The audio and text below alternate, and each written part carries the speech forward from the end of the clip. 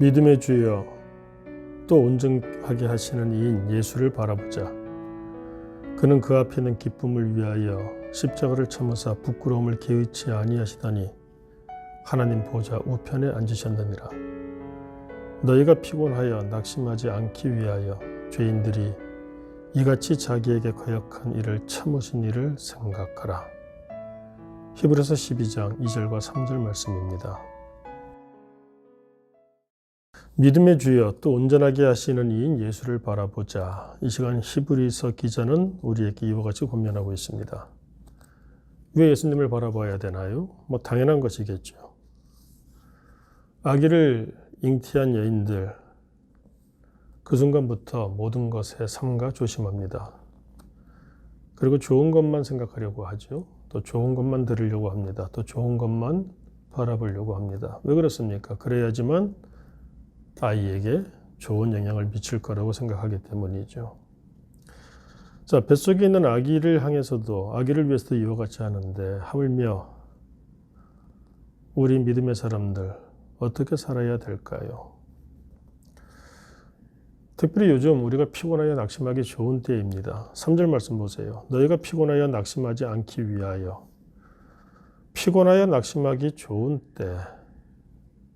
지금 코로나로 인해서 우리의 삶도 피곤하지만 그러다 보니까 우리의 교회생활, 신앙생활, 믿음생활 참 많이 낙심한 가운데 있는 경우가 많습니다. 그런데 그렇지 않기 위하여 우리에게 필요한 것이 있다는 것입니다. 그것이 무엇입니까? 믿음의 주여 또 온전하게 하시는 이인 예수를 바라보라는 것입니다. 왜 예수님을 바라보아야 합니까? 우리가 고진감래라고 하는 말이 있죠. 그 정도겠습니까? 예수님 보십시오.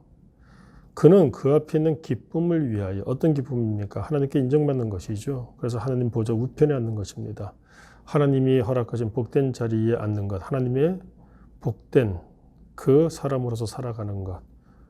그러기 위해서는 십자가를 참아야 됩니다. 부끄러움을 개의치 아니해야 합니다. 이 말씀은 곧 우리가 피곤해 낙심하기 좋은 이와 같은 때에 예수님이 십자가를 지셨듯이 우리가 우리의 신앙, 믿음 생활 감당해야 된다는 얘기죠. 모두가 낙심할 만할 때 낙심하지 않는 것이 힘입니다. 모두가 피곤해서 포기하려고 할 때, 또 나태해지려고 할 때 거기서 자신을 다잡는 것이 훌륭한 사람 아니겠습니까? 근데 이와 같이 하는 거 쉽지가 않습니다. 주변에 있는 사람들 보니까 다 비슷비슷합니다. 그러다 보니까 합리화되고 또 자신의 그런 나태함을, 신앙적인 부족함을 또 정당화시킵니다. 이유를 대고 변명을 대고 핑계를 대죠. 그러다 보니까 같이 악순환이 일어나는 것입니다. 자, 이럴 때 어떻게 해야 됩니까? 이럴 때 믿음의 주여 또 온전하게 하시니 예수를 바라보자.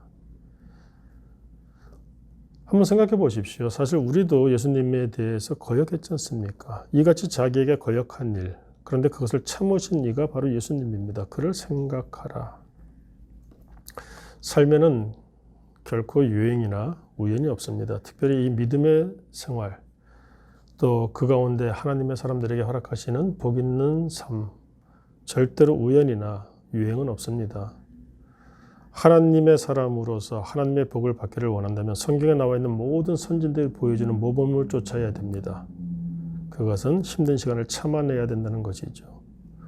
어두운 밤을 참고 견뎌낼 때 환하게 뜨는 그 먼동을 우리가 바라볼 수가 있게 되지 않을까요?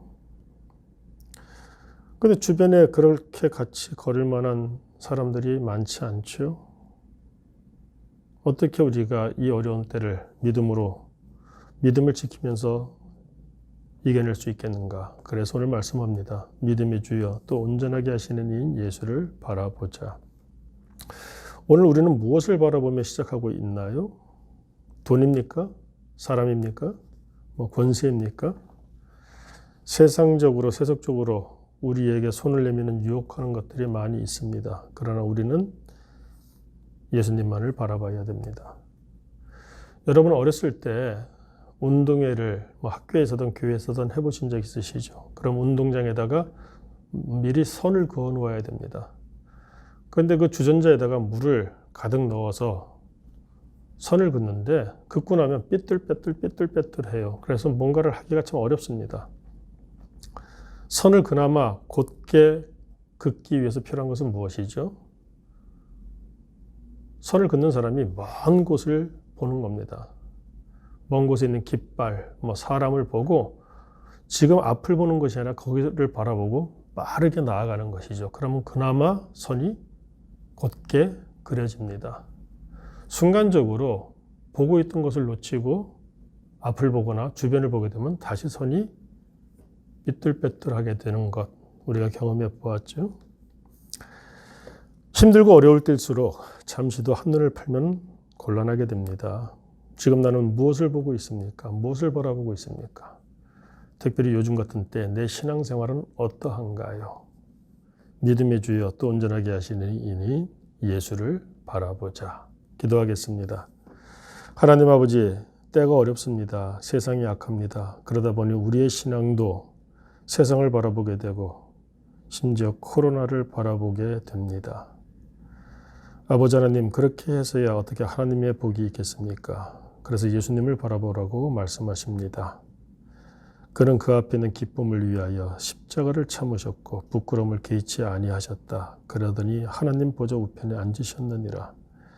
우리가 피곤하여 낙심하지 않기 위하여 그래서 이와 같은 예수님을 바라보라고 오늘 말씀을 주셨사오니 하루를 시작함에 있어서 이 말씀을 새기고 오늘 하루 하나님의 자녀답게 복되게 살아가므로 잠자리에 들 때는 하나님의 복으로 감사가 충만한 잠자리가 되게 하여 주옵소서. 예수님 이름으로 기도드립니다. 아멘.